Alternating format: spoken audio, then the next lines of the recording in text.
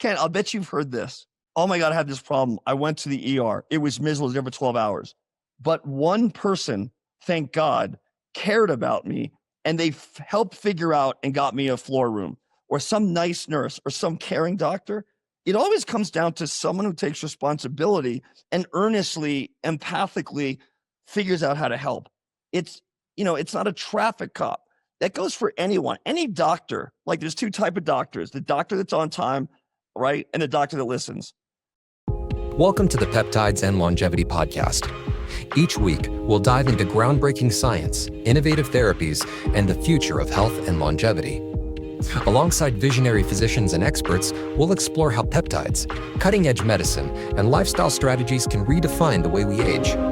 Get ready to transform your health, optimize your vitality, and unlock the secrets to a longer, healthier life. Let's get started.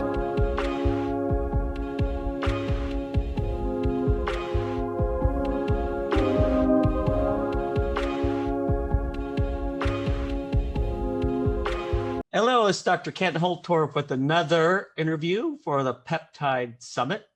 Today we have an amazing interview with Dr. Chad Prusmack. He's a neurosurgeon, and he's going to talk about precision medicine approach to concussion and neurodegenerative disease. And yeah, neurosurgeon talking about this. So very cool. And I met him through the iLads chat room where he was just posting this amazing information all the time.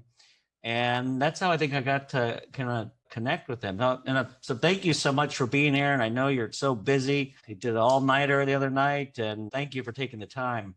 You bet it, Ken. Anything for you, buddy. Thank you. So he has an amazing, and we'll talk more about it, I think it's like 45,000 square feet clinic and just the cutting edge stuff for, basically training and brain injuries and things like that, called the Resilience Code. It was founded in 2016. He had the vision to create a comprehensive health and performance personalized wellness plans. Prusmack is certified functional medicine through IFM, an exclusive member of iLads. He's the only board certified neurosurgeon in the United States who also holds a functional medicine certification. That's really cool. He's a primary neurosurgical consultant for the Denver Broncos, United States Olympic Committee, with specialty in neurodegenerative diseases, concussion, post-concussion syndrome, and performance medicine. And we're talking before the interview here really about how traumatic brain injury, it's just so different if you have mold or you have Lyme, and they really play a part together. And I should mention he's, if you look at his CV, his 12-page CV, it's like Harvard, Columbia, tons of publication, book chapters, tons of presentations on stuff. You got to look up all the words on the title. He's gracing our presence. I'm humbled. Thank you so much. You're welcome, Kent. No, it's a pleasure to be here, and your knowledge astounds me every time that we talk. I don't know whether you're a scientist, a doctor, or a spirit from above, but you've helped my patients and you help a lot of people. So I thank you for all that. Oh, thank you so much. Yeah. So you practice precision medicine. What is that? Yeah, so precision medicine is sort of a type of medicine that looks at studying the individual and getting data on the individual rather than studying a disease. So in traditional allopathic medicine, we use evidence-based studies. And what the goal is to prove the efficacy of a certain intervention on a population that's selected. And so what you're looking at, for example, if it's a cholesterol medicine, you try to make a very small window of very similar characters and people, and then you kind of put them in two groups. I know you know this. And the point is you actually get an answer on whether a statin lowers cholesterol in a statistically significant way. So it gives you a very weird number. It gives you a success rate on an average population. Okay, well, I've never treated an average population. I've treated every single human being one-on-one. And so it's almost like quantum mechanics, where if you look at something on a small scale, you need quantum mechanics math. If you see something on a large, fast scale, you need, general relativity math.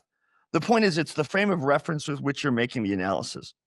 And so it's a very hard thing, and I know you know this, Kent, like people are looking to provide tools. Big pharma, they're looking to provide medical devices. They're not looking to provide you with the right medical device for the right condition. And so what precision medicine is, it's all right, throw out all of the old thinking. Let me test you and let me have you tell me what are your goals, what are your symptoms. I'll throw out a blanket of blood biomarkers, electrophysiology of the brain, MRIs, radiology. I'll do kinematic studies. I'll just get everything. And then when everything comes back, we then play doctor. And what we do is we come up with a treatment plan. And the important piece here is we track it. So in other words, like, I'm not just like, I am firing blanks, like trial and error is what every doctor does. But what I'm doing is tracking what I'm doing so that I can learn quicker and through data analysis can get feedback on, okay, does this person with high cholesterol who you took off the stupid statin medicine that you put on berberine, did that lower the cholesterol? And if not, well, that's a good data point just for my data bank, because over time it may be in this subpopulation with these genetics, this statin doesn't work. Unless you have time points of here's a person in a sick state, and here's all of the multi-omics information, like every level from social down to like molecular, you get all these levels of information, you get a pattern. So then you get a person's, what we call, I guess, disease signature or health signature. And that evolves and we track it over time. So precision medicine is doing on the go N=1 medicine with a lot of data analysis and outcomes predicting using this type of mathematics. Yeah. Well, that was really profound. And I agree where, we're taught like evidence-based medicine is looking at, this giant double-blind placebo-controlled trial, but you also look at those and they're so able to skew those, and they do one little thing. It's like you look at the trials of like 2 non-steroidal companies, whoever funded it, theirs came out on top.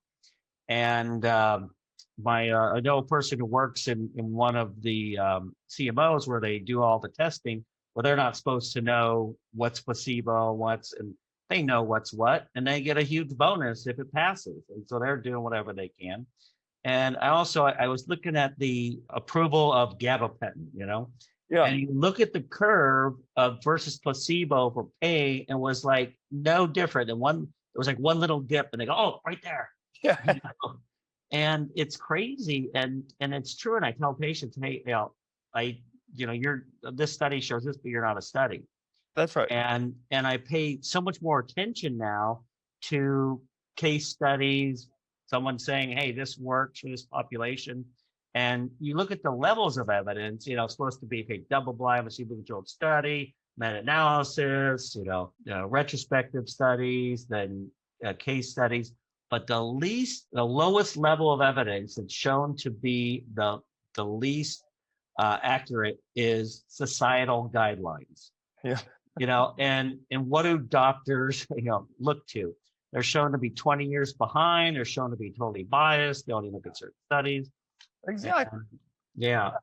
I think of evidence-based medicine as the old textbooks in my library, that when I need to learn what I think I can take away from a medicine or medical device or an intervention, that's information that I blend in with my other peer review with experts like yourself, that I have with my experience data bank in my database in my brain.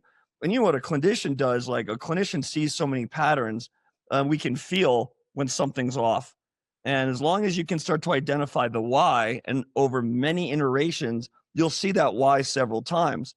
But if I need to know, like we talked about Morgellons today, okay, complicated subject, but the point is at the end of the day, I have to help somebody, and you had a suggestion based off of, expert sort of peer guidance and what your experience is. Well, that may be life-saving. Well, the difference for me is that'll be imprinted in my database, and I will have the data before and after all of these things. And if some pattern emerges, we'll now have like an ability to clinically do analysis to say, hey, look, here's my Hansel and Gretel breadcrumb to be like, this is how it happens, rather than saying, let's get 10 people with Morgellons, let's do 5 with silver, let's do, like, it's not real. Yeah. We'll never fix anything. Yeah. And even they show that a proven new therapy takes on average 17 years to get accepted in mainstream medicine, unless it's a new drug and has a sales force. And they said, why is that? People, well, doctors don't read medical journals. They don't.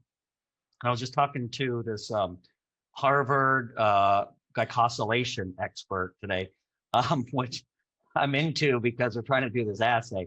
But he had to teach a class, and he said when he talks to his doctors, he goes, how many people, we're talking about medicine, how many people actually have read a journal article front to back in the last 3 months? I said, probably 0 of them. He said, exactly.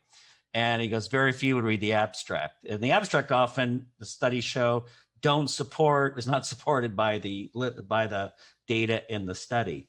But that's not even why it takes so long for a proven new therapy. If you give a doctor, here's 50 studies showing what you're doing isn't right or correct or the best, they don't want to hear it. Don't tell me, no, my patients are different. I'm doing fine. Yep. Yeah. So trying to make a difference in providing a system, which over time we hope to spread out, and sort of be a type of data-driven, multi-center, I guess, health and performance, where not only do we offer all the data and analysis and testing, but we also, under one roof, we sort of provide the care as well. So we have a gym and we work with strength and conditioning coaches. So, let's say their dorsiflexion on their foot is inadequate on the left side and they have back pain. And the training conditioning coaches on force plates can see that discrepancy and see asymmetries. Well, then they can come up with a personalized rehabilitation program that gets worked into their daily workouts. Where on my end, I'm looking at all their brain pieces. I'm putting them in neurofeedback, testing, doing a brain map, neurofeedback, retesting, looking at all the biomarkers and providing a life plan, whether someone comes in and wants to rule the world and run a business, or if someone can't get out of bed and has an invisible illness that no one's figured out. We kind of take care of the whole gamut. I love that. And I love getting a lot of data. You can just when people say doctors, chronic fatigue syndrome, fibromyalgia, it's fake. Well, when we get our base panel, about 30, 40 tests, we can pick them out without talking to the patient and how sick they are about 80% of the time. There's patterns like you're saying. That's right. And what's important, for me to make decisions and do something that I haven't done, I really need to be comfortable. And I will never do something that I don't research, look all over. But I need to hear it from someone like you, or a Jill Carnahan, a Dan Kindler, a PhD in neuroscience, like Lotta Granholm, who's the head of DU's, Nobel anti-aging university. And we partnered with them so we could have an academic overtone. And I think that's what's important. And this iLads chat room is amazing. I mean, I have more articles to read, and they're specifically about what I want. They're from people like us, really bright, from all over, that have different perspectives. And we just sort of throw our chum in the water to help the rest of us, and we get chum back. And, it's probably the single most effective learning tool I've had in several years. Yeah. To be honest with you. I was going to I can't, it's there's so many posts and cool stuff to read. It's just oh my God, it's sucking up all my time, but it's worth it. Yeah. Because you just learn so much more than if you were, you just never think about it. Exactly. So so that's what we do in Denver here. And, That's cool. So it's the Resilience Code. Well, what made you call it that? Well, there were two things I wanted to sort of emphasize, and I wanted it catchy, because my goal is not to put my name on a billboard. My goal is to change the way young adults and healthy people acquire their health, that they see their health in high definition and at early stage. We go to school and I can read Chaucer and Shakespeare, but I can graduate from Harvard and not know where my liver is, how to do my taxes, and I don't know what a fever really represents. I think that's a big problem, because now when everyone's having fever and dying, they look at someone like Fauci and they say, okay, well, I guess he's the one that we should listen to. The point is, that's the one you should not listen to. His responsibility is the nation, which is a macro health economic issue. It is not the one-on-one issue. And so where the heck make money on vaccines? Yeah.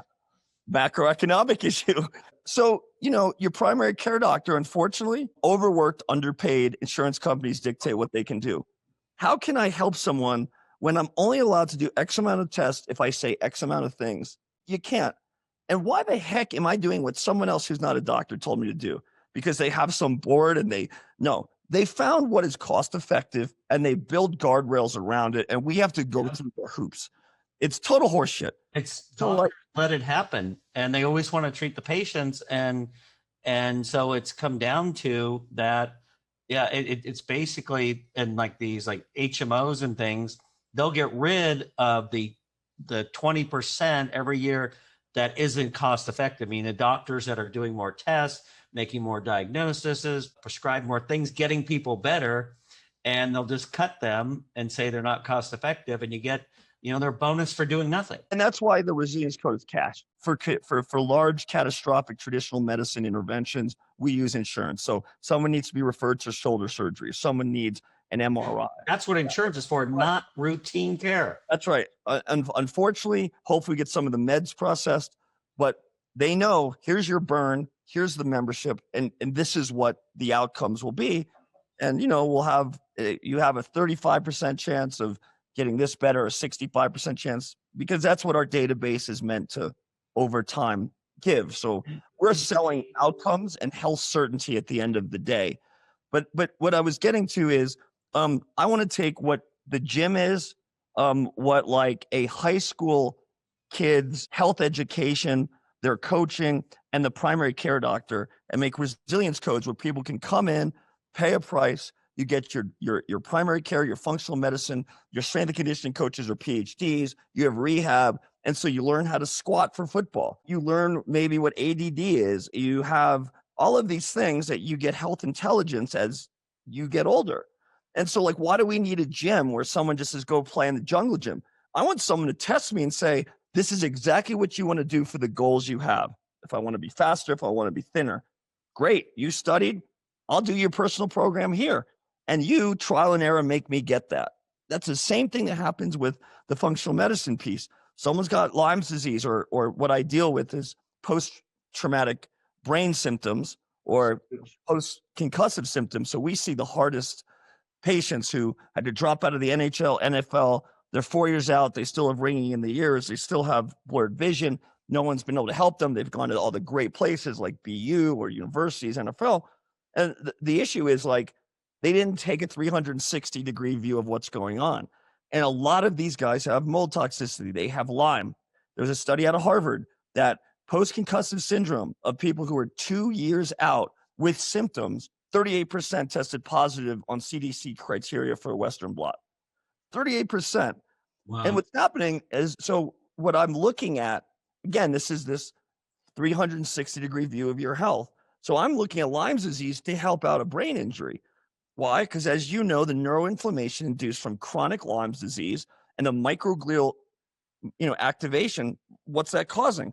Neuroinflammation. What's that causing? Inability for neurons to remain plastic and inability for neurons to communicate. What do you get? Brain fog, vestibular dysfunction. So you treat the Lyme's disease and all of a sudden all the brain stuff goes away. Could be Lyme, could be heavy metals, could be an abusive childhood, could be drinking, any toxicity that could pollute the brain. And so that's, you were saying like mold seems to be a big one. Mold's big. Yeah.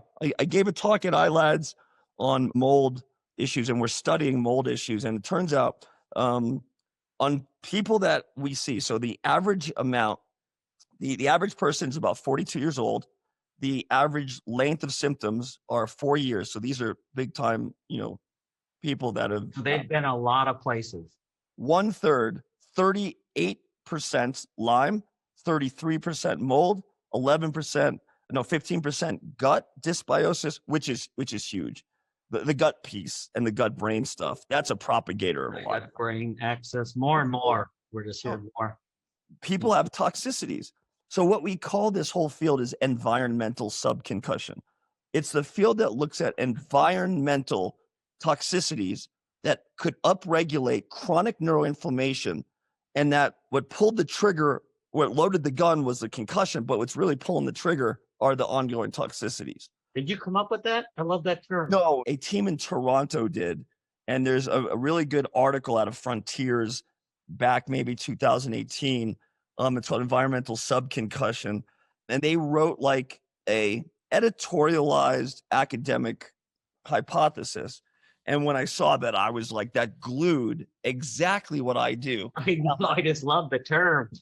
It's functional medicine directed at brain injury. Yeah. And it's a multi-omics approach, making sure that the treatment comes, hey, you may have to treat the social situation. You may have to treat a biologic situation, give stem cells. You may have to give peptides. You may have to do all these things. But if you don't look at it in multiple layers and figure out the pattern of why this person has this flavor of post-concussive syndrome or CTE versus this one, like, you need all of those layers. And that's the reason we do all this data. It's to start, making a map of people's health, and they're going from a healthy state to a pathologic state. Kent, like, people don't go from like, I'm healthy to I'm diseased. There's a continuum. Something happens. We have zero info on that. So I want to shine the light in high definition on that piece. And I want to figure out the middle game of all these things so I can give you information that helps you. Doesn't help a drug company, but it helps guide you make decisions. It helps people understand the why. I think it's a big deal. Yeah, no, it is. And people have to take an active role in their healthcare now, especially when they're sick. It's just, and I think people or more and more, it seems like everyone's sick, or everyone has a family member who's sick, or a friend. And at a party, and they're always like, "Oh my God, and they go through it, and you say, well, I would do this. Well, my doctor says that's not happening. Well, how's that working for you? Yeah. It's like, and so I've kind of stopped. I would like write lab subs form right there, but now I just kind of like give them advice, whatever, but let them call, because a lot of them will never move forward, even though they're miserable, Yeah. And I can't tell you how many questions I get on COVID. Okay, I'm a neurosurgeon, functional medicine doctor. I now have maybe 100 post-COVID patients, because what happens, the pathophysiology of post-COVID is very similar to Lyme. It's upregulation of cytokines and chronic inflammation and dysregulation of clotting factors, et cetera. But the interesting point is, when you talk to all of them, they have nowhere to go.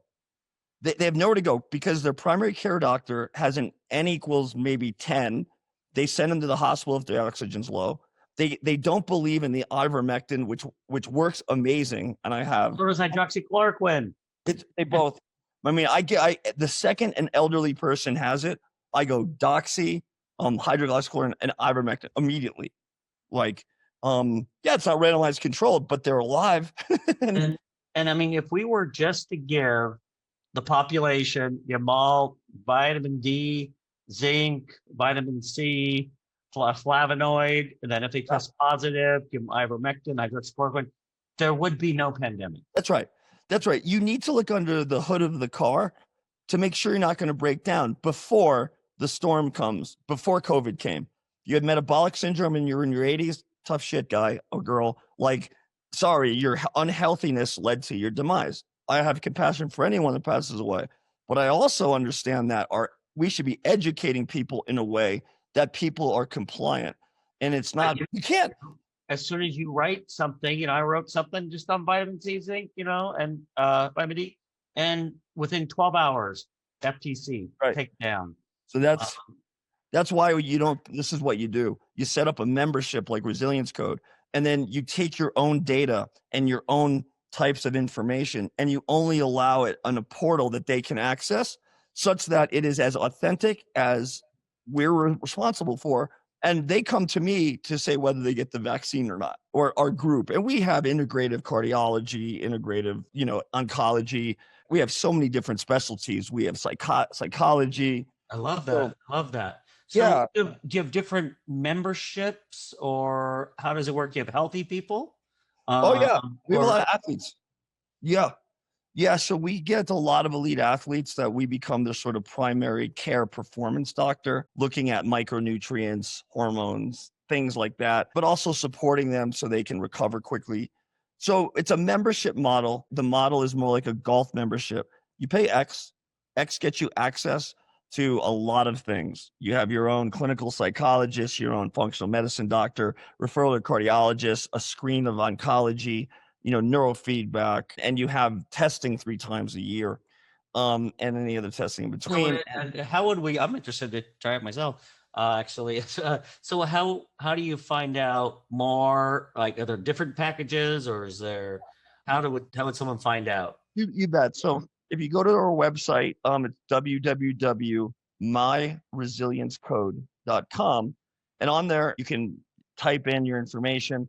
And we have our chief experience officer, so our CXO. Her name is Andrea Beaver. She used to work with me at the Broncos and used to deal with their recovery services. And she has a wonderful sales and customer experience. So she'll go over the different packages, 6 months, 12 months. What level do you want to include the brain? Do you want to include the oncology? Do you want to include these modules? Hey, here's the future of medicine. It's got to be. The one thing we haven't ironed out is economics. Like, it's expensive. So what our business model is, let's figure this out. Let's take very good care of influential human beings that will give us an infrastructure of power. Let's be authentic doctors that all communicate with academic institutions to keep us all honest and not greedy. And let's then own all of the health data and start to populate in the private sector what these health things mean. Let us figure out in part what the vaccines do. Not in the evidence-based model, like that's your guys' job. That's fine. But in the N=1 model, and that's what we're trying to achieve. And it's gone very well. But starting a business like banging your head against a brick wall every other day. No, it's tough, but medicine is getting it's worse. It's so population based, and everyone needs healthcare. But look at the healthcare everyone's going to get. Yep. It's scary, and especially if you go to the ER of a broken leg or something, okay. But if you have something that's complicated, it's not in a little box, you're going to have the toughest time. Like, people always go, well, I'm going to the Mayo Clinic. I'll see you in 2 months. Ken, I'll bet you've heard this. Oh my God, I had this problem. I went to the ER. It was miserable every 12 hours. But one person, thank God, cared about me, and they helped figure out and got me a floor room, or some nice nurse or some caring doctor. It always comes down to someone who takes responsibility and earnestly, empathically figures out how to help. It's not a traffic cop. That goes for anyone, any doctor. Like, there's 2 types of doctors: the doctor that's on time, right? And the doctor that listens. Like, you need a doctor that empathically listens. I love to hear. I am so behind, because all of a sudden it's 4 hours I've spent with the patient, and then the next person, but they're used to it now, call, and I just get in and go in depth as much as I can, and I'm the least on time doctor ever. But but people don't get mad because they know they get the time too, Yeah. So, trying to fight the machine a little bit, rage against the machine, and see what turns up. Right now, we have, over 250 members, yearly memberships. We fly, and we have virtual versions. So we can do virtual training, virtual neurofeedback, virtual blood work. We send our phlebotomists to whoever. Another thing, Ken, I know you know this, phlebotomists are important. I can't tell you how important one is. We've had 2 wonderful ones, and I'll tell you, they make the entire process work. Why? Because they will take care of every rec. They will get everything in a timely manner, and you get good results. I can't tell you how many times you have a bad phlebotomist.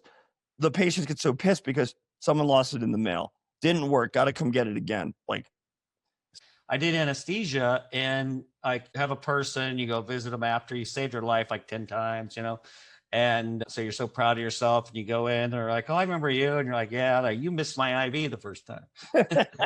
Yeah. So misdirection. It's true. It's like your front desk person, same thing, it's like, patients are leery that, we don't take insurance either. Like, hey, do these people care, And if it's not everyone in the organization does, one person can give people the wrong impression, and that's true. And because one of our doctors, he's a family practice, he's like, we are now data collectors for the government, And it's just like, it's refer. And he was in our opposites of patients, but it was, he just would refer out. We hardly ever refer like you. It's like, you got to take care of all the GI stuff, all the, it's maybe send a person to a cardiologist a couple times a year, but is that you got to become, the expert. I mean, there's no way you can do neurosurgery or something like that. Oh. But I really think you could study old literature and be better than the specialists like gastroenterology. Like, they're just now discovering probiotics, and the microbiome, the gut-brain axis. Yeah. And, if you have a chronic endocrine problem, don't go to endocrinologist. Don't go to an OB. Chronic infection, don't go to an infectious disease doctor. They don't believe in it. So it's crazy. Yeah, they actually serve a different science. Like, they serve the outer skirts of disease. They're disease helpers. They don't mitigate it. They help palliate disease after you're already there. They're great at it. If I have a bad staph infection, I'm septic, America's got a great system. Why? Because it's directed at a thing. The person's name doesn't matter, right?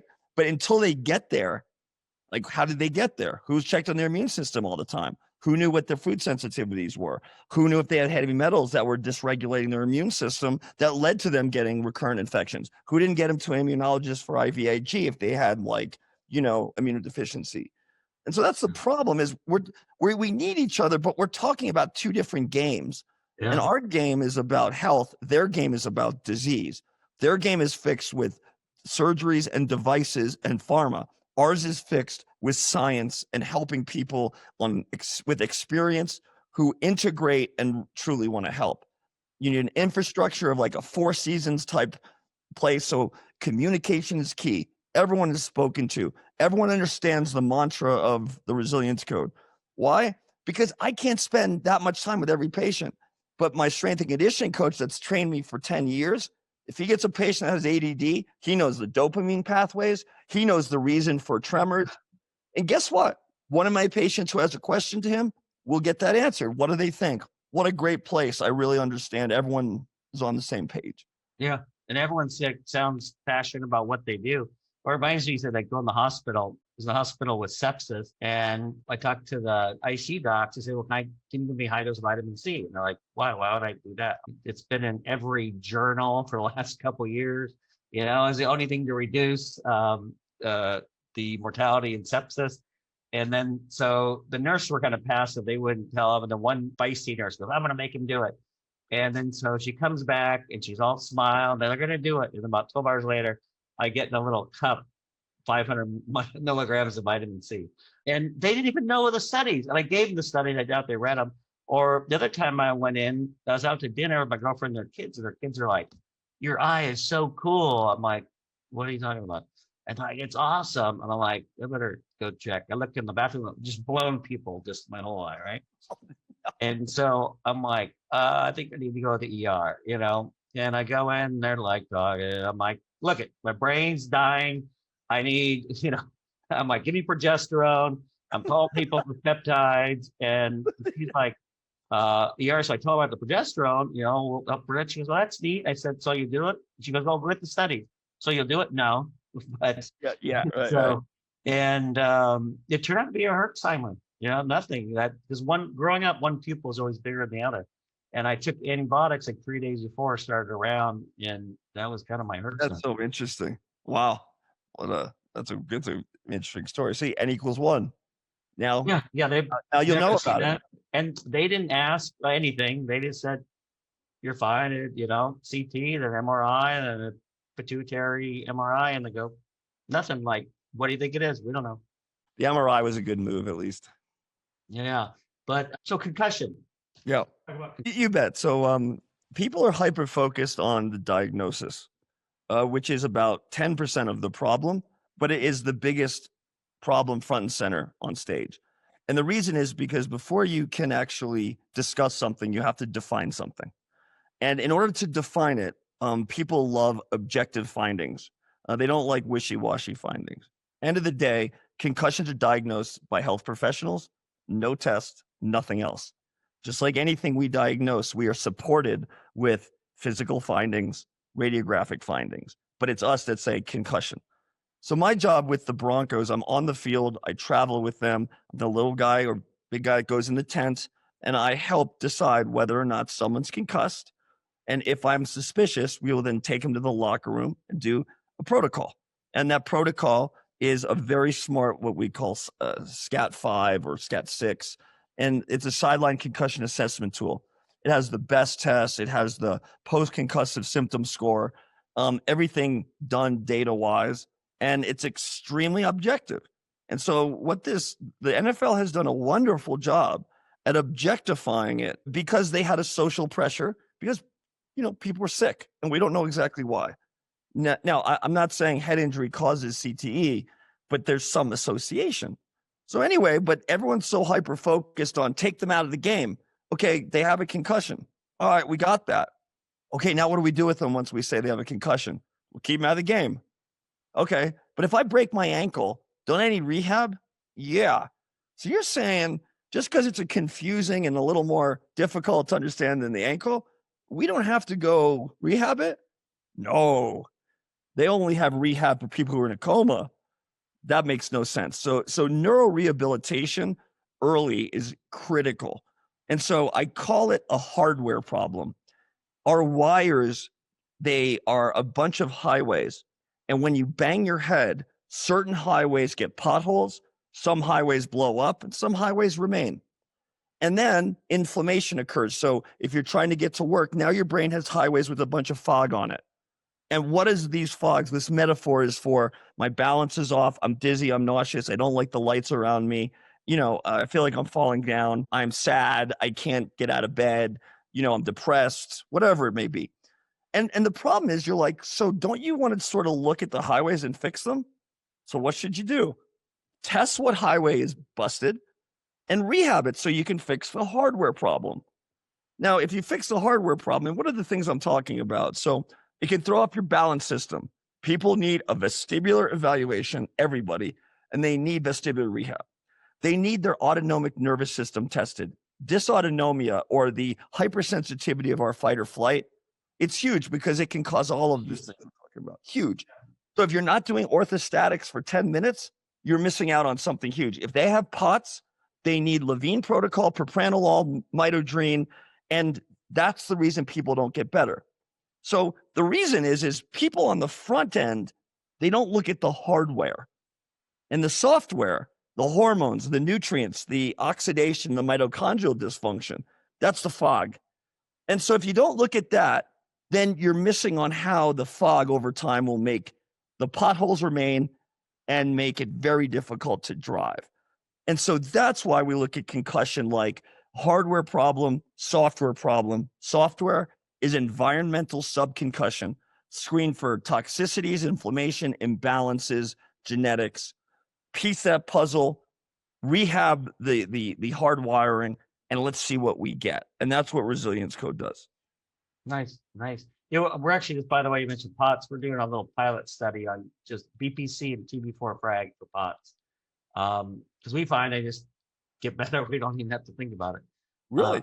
But also, you should do a study with the Denver Broncos. Give them all BPC, TB4 frag every day to prevent a concussion. Yeah. So again, or even treatment. Macroeconomics, NFL has a responsibility to entertain and keep guys safe and they're not interested in someone either augmenting or testing that experience that would get in the way of their game. I respect it. I understand it, that you can't look at it as a team, but each individual player deserves a performance doctor that has their brain mapped before they enter the NFL, see what the NFL does to it, and give an honest opinion on how, and help them along the way. And that's what I do. So like, yeah, I am on the field and I'm a consultant and I love helping the kids or young men, but my intellectual interest is helping each one-on-one, doing a deep dive into the functional medicine to put together this environmental subconcussive burden together with some of these hardwiring problems. Yeah, I have a doctor buddy as a couple ex-NFL players that can't find their way home. I'm going to have them send them to you. Oh, yeah. I mean, we find so many different things because we have something to do. I can't change the past. So I can't change the concussion, but I can make you healthier. And instead of me just pretending if I'm some energy healer or, a witch doctor, may work in some cultures. Well, I want something that has data. So I'm not going to treat you unless I have a bunch of tests. If I have a bunch of tests, I'm going to look at you and say, your magnesium's low. You have a high deoxyguanosine level. You need antioxidants, you need alpha acid. This is why. You got it? We're going to track this. We're going to see if you get better. If in 3 months you get better and these are better, okay, there's our treatment pathway. And so you involve the customer or the client into that pathway. At the end of the day, if they understand what's going on, and they won't in the beginning, but football players are bright. I mean, these athletes, they seek and they can smell what's good for them. Man, you give them the right trail, they never get hurt. Yeah, I mean, but they tend to just let them go. Like, nothing we can do, post-concussion syndrome. Again, it's not on it's not their goal. And it's not because they're bad people. It's because they're looking at a different view. It's relativity versus quantum mechanics. How do I keep everybody? I love that analogy, It's true. It's a different scale. It's a frame of reference. My frame of reference is I care about you, Peyton Manning. I care about the team, but the way I have to care is different. And the way that you treat is different. It's not inadequate. It's just when you're making global decisions, like if you got to bomb a country, it's not an N=1 decision. That decision has different global, like how many people are going to get better. You don't care about this particular person. That's right. So again, I just think you almost need a like hardcore philosopher to help ethically divide. Hey, this is a mathematics and thought process meant for this world. This is one for this world. So when you see a politician talking like this, they have to talk like that or not, because they're actually trying to deal with a different math, the macroeconomics of some stuff. It's true. People say, I want an honest politician. No, you don't. They would never be elected. You want a great liar. So yeah, they have to be. If they tell the truth, you're going to hate them. You want a great liar that keeps you safe, keeps your economy good, and keeps your kids healthy. If your person can lie to do that, to whatever, good job. Yeah. That's the way I look at it. True. And so you talk about CTE. Tell us about CTE. Yeah. So there are people who have head injuries that don't do well after several head injuries, and they get a neurodegenerative disease that they call CTE, which is chronic traumatic encephalopathy. It is a pathologic diagnosis. It is not a clinical diagnosis. What does that mean? That means that it's only diagnosed for sure post-mortem. So you have to be dead. You need a pathologist. If you have that diagnosis, you're in trouble. Or not, or you're in a better place than we are. So, what gets you from head injury to that is a mystery. And so it's something that happens over time. It does not correlate with the intensity of concussion, not directly with the number of concussions. Although statistically, if you had more concussions, they are more likely to have it, but it's not a 1-to-1 ratio. And so there hasn't been a good connection. There are some things that fall out, and one thing that seems to correlate is something called subconcussion. It's actually not the number of concussions, which are defined as I hit my head and I have an alteration of a neurologic function for any amount of time. A subconcussion is I hit my head, but I don't have a neurologic change.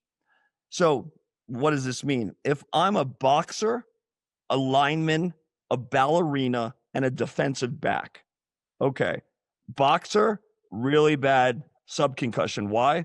Their sport is to absorb as many subconcussive blows as possible, and they get one concussion at the end when they get hit. Football, I'm a lineman. Since I played Pop Warner, the first step after the whistle is blown is I hit helmets so I can block a guy. You do that and take that over 20 years going to the NFL, it's a lot of subconcussive burden. Ballerina falls once, hits her head. So the reason that numbers of concussions occur are it's people in the trenches who are more likely to get subconcussions that get concussions. And this correlates with, in one season in high school kids, decreased neuropsychologic exams, pre and post, change in white matter lesions on MRI, changes in blood-brain barrier. over one season. If you Oh, that just goes quick. Yeah. Now you take that and you say, okay, well, if the subconcussion's loading the gun, what in those subpopulations of high risk gets CTE? CTE prevents with a very mostly emotional sort of mood presentation, of behavior, impulsivity, aggressiveness, of volatility, where Alzheimer's is more of, a cold brain where you don't remember where your keys is and types of memory goes. And from a physiologic standpoint, Alzheimer's is an outside-in degeneration. CTE is a subcortical or lower brain limbic system and midbrain. And why is that? Well, when you get hit, like the center of gravity of the brain is in the brainstem, and as it attaches to the mesencephalon and the limbic system. So the shear force is greater right where the projections of the vestibular system is, the limbic system. And so on these type of PET scans they do at UCLA, you see these very hot metabolic regions in those areas, low in the brain, where you don't see those in Alzheimer's, and you see it very cold out here. So what's the whole point of this? The whole point is, well, you piece this together, you're like, okay, the mechanical force shears around the palm tree, the stem of the palm tree. And so that's why that hurts. Oh, that happens to be where mood is. Oh, that's how they present. Well, there's sort of your loose connection. And then you can connect all of the exosomal changes, all of the biomarker changes, all the tau protein changes and all that in between. But at the end of the day, this syndrome is really hard to nail down because there are studies that show that people have CTE who have never had a brain injury. There's a study of 8 people. It was a case series, and they were doing random pathology samples of brains and not necessarily neurodegenerative disorders. And it was done in London, I think. And they found 8 people that had CTE but never got a head injury. So then the question is, okay, you have this subset that head injury matters. You have evidence that you don't have to have it. And, it's polarized in the public because when they published that study at BU, important study, what was the cohort? People whose brains were donated to BU for pathological diagnosis of CTE. Do you think that's a biased sample? Of course it's a biased sample. It's parents who want to help their kids and help the cause. God bless them. But they give them brains, and 99% of players had changes of it. No crap. Like that's why you donated it, right? And so that's what everyone says, like football causes, football doesn't cause it. Smoking doesn't cause lung cancer, but at one point it does. And at one point head injury, I think does. Can contribute. Yeah. And did the guy from New England, the tight that killed someone and went to jail for murder, did he have it, or Junior Seau? Yeah. Both. And so those behaviors fit. Yeah, where they get aggressive and. I mean, he's also, I'm from Connecticut. He's from Connecticut. I'm pretty sure that guy had Lyme's disease with the head injury. I'm telling you. And let me tell you, this is the final thread is the environmental subconcussion. What is it between Aaron Hernandez, right? Some other superstar, I don't know, Herschel Walker, but whatever. Well, they both hit their head a lot. They both have some problem issues here. But I can test that Aaron Hernandez had an ongoing neuroinflammatory burden. And I don't know this, so please don't think these are opinions. He grew up in the Northeast. He's exposed to Lyme. I as you know, I had a lifelong of Lyme growing up in Connecticut that was miserable. But nonetheless, I think the missing link, it's not Lyme disease. It's ongoing toxicities in these guys who have these setups. So whether Junior Seau was booze or whether it was heavy metals or whether it was a toxic social environment or whether you lived next to a factory or, whether, I don't know, but my guess is that's the cause. And what's beautiful, that's fixable. You can help those causes. You know that. So my focus is to help that. And it comes from my dad has CTE. My dad hit his head a lot. They missed his sleep apnea, his Lyme's disease, his mold's disease. He had parasites. And this is a good dude. I mean, I love my dad. So that's why I do this. Wow. Yeah, that's I look back with my dad. He had chronic fatigue syndrome before, had chronic fatigue syndrome, and then he got demented very quickly. And it was just all I could make out. They tied into the chair in the hospital was, please let me die, Oh, And yeah, and I'm sure we're, because our whole family's infected. So I know we had it lifelong. So they had it. So obviously he had it. My mom just sweated like crazy all the time. Yeah. It's like we were the sweaters. Yeah. Yeah. And I would have like, half my body would sweat. It would be freezing. It's like crazy. But let's see. So we've kind of gone through everything. So, your approach, I just love it. And how really this concussive syndrome, everyone thinks it's just simple. Your head gets hit, boom, hard enough, you get concussed, and then you get this post-traumatic brain syndrome, And it's asking a lot of people, Ken, like, people don't know where their liver is. They don't know how Tylenol works, let alone the brain, which, took me 7 years of residency, 4 years of studying neuroscience, 4 years of studying physics, and a lot of hit and misses to even get a global, I think, understanding of how some of it works. And so now we're asking people to sort of make that advancement, and no one can do that. But I do think there has to be people that understand the whole system. They don't subspecialize. Hell, I can operate through a tiny tube. I can put in a ton of screws. I can take out a brain tumor. That's great. And God bless University of Miami for giving me that power. But there were people I couldn't fix because I couldn't understand what's wrong with them, and I was helpless. And there were people I'd fix perfectly with perfect scans, and they'd still hurt. And guess what? There was one person, she was a nurse in her 40s, got sicker and sicker. And she had metallosis from the hardware in her back. And she had mold in her bathroom. And this was a back patient. So I said, move out of your house. Let me take out the hardware. And all of her, there were systemic symptoms, not pain. The whole body pain, brain fog. Then I'm like, holy crap. Like, I'm so monocular. I'm just putting in screws. I'm missing the picture. Like, I'm missing it with my dad. Like, everyone missed it in me for 30 years. I was bitten by a tick like every week. I had the worst anxiety. I had the worst ADD. I had muscle cramps my whole life. My testosterone level was below 200 when I was 14. Like, I was a disaster. So what did I do? I just said, I don't know why all this is happening. I'll just work harder. I won't sleep. I'll study really hard. I'll lift weights every day. I'll play every sport. And, I'll hope that some girl likes me someday. Okay. And you kind of get through it. And fortunately, I got some good fabric. But at the end of the day, man, my whole life have worn a weight vest. And my weight vest, after I was treated by Dr. Kindlener, Dr. Dr. Sari, this Dr. Melamed, this veil lifted. And it was like, oh, this is what people are. Oh, okay. You're like, damn, that's a lot easier. I can go on a lot of dates. Yeah. It's true. And I think most people in so-called whatever we are, integrative medicine, functional, like they've been sick themselves and realized they're very evidence-based but realize, hey, something's not working in this whole system, and they look elsewhere. And that's how it's like, I would say 80% or so. Yeah. When I'm still a neurosurgeon, but you have someone come in and you know what it says, 40-year-old with fibromyalgia, chronic fatigue syndrome, low back pain. They fill out the pain score and you look at their body and everything's a 10, and there's some little disc that some doctor wants me to take out because they don't know what to do with her. And she's on OxyContin and Suboxone and all that crap, right?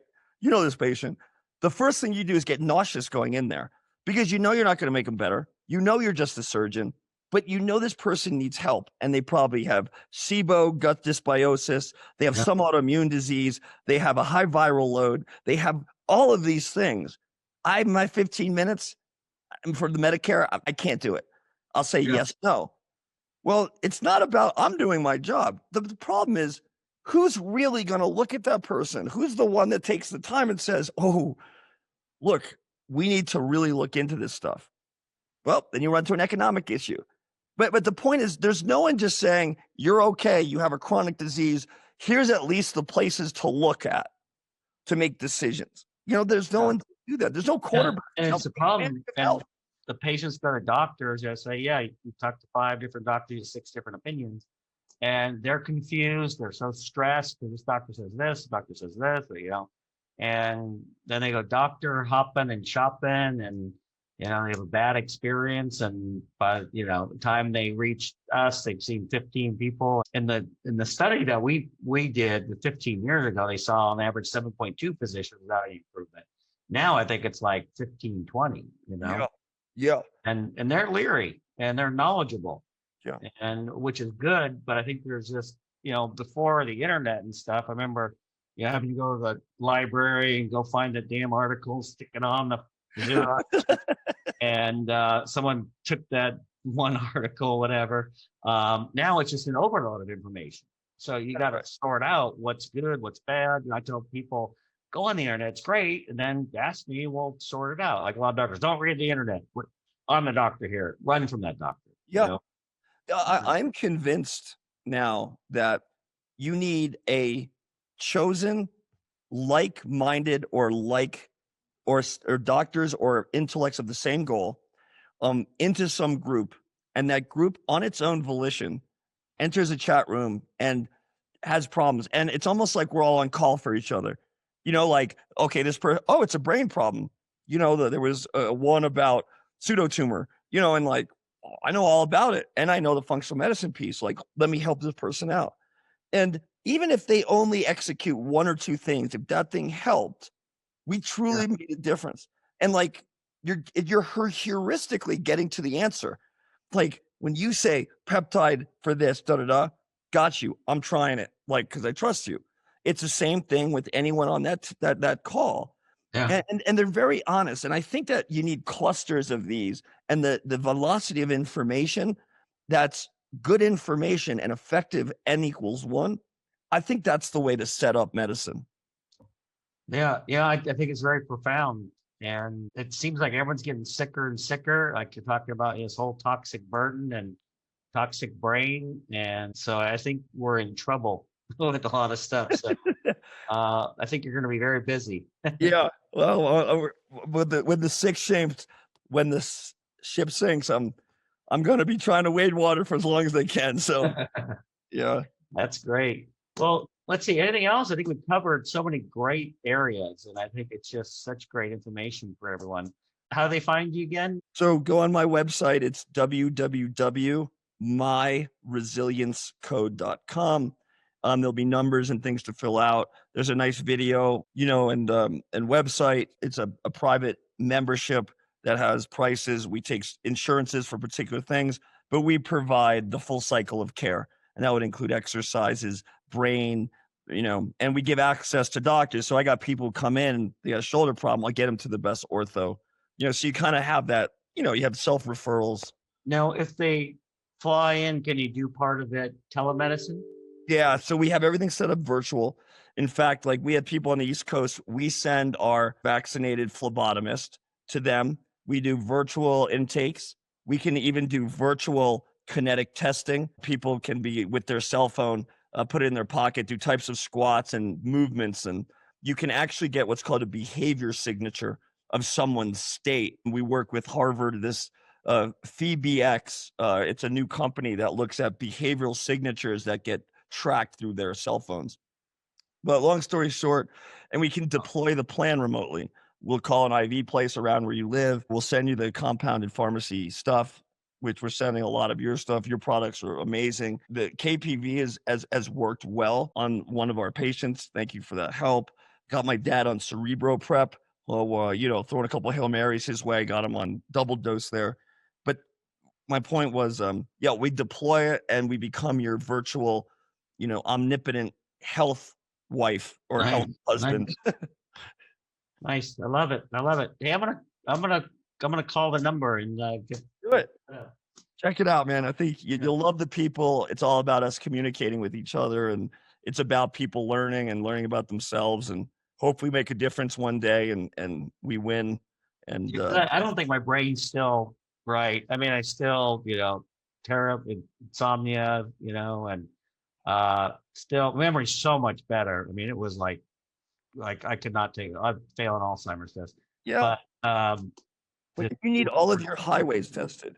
Yeah. And so that you can have a picture and be like, now you understand the why for the sleep. Maybe it's a vestibular problem. Maybe that needs vestibular rehab, which you do at home, right? Maybe you need neurofeedback because there's a couple parts of your brain that, despite all you did good for that software problem, you left a hardware problem. Well, you need electromagnetic fields or neurofeedback to start stimulating and potentiating that in a way that's data driven. And so that you can do a brain map, neurofeedback, check on sleep, brain map. Look, it's all bright now, buddy, and you're sleeping well. It's the same thing for anything. It's trial and error with good clinical oversight and academic intentions. Yeah. No, I love it. Yeah.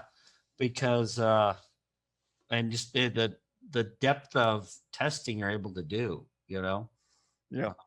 I love it. Yeah, buddy. All right, man. Hey, thank you so much. Just love the information, and you're outside the box, and just our whole global thinking. I love it. So thank you, and always good talking to you. And so I'd appreciate it, and you'll probably see my paperwork come by. Yeah, I appreciate all your knowledge. You helped my practice out a lot. And for yourself and those who sort of want the peptide view on concussion, I'll leave you saying, I put everyone on BCP 157. I put them all on TB frag, phosphatidylcholine, high-dose N-acetylcysteine, ALA, and then the rest is sort of data-driven. We're starting to use the Cerebro prep. That's kind of a new, thing that, again, following your lead, and we'll see how those things go. And but that's sort of feedback's been great on it. Yeah. We'll have the data to see what it does and how it works, because we'll have testing pre and post everything. So, love still collaborating with you, buddy, and thanks for having me. Thanks for joining us on the Peptides and Longevity podcast. If you enjoyed today's episode, don't forget to subscribe, share, and leave a review. It helps us reach more listeners passionate about optimizing their health. For more insights, resources, and updates, visit our website at www.holtorfmed.com. Together, let's embrace a future of health and vitality. Until next time, stay inspired and keep thriving.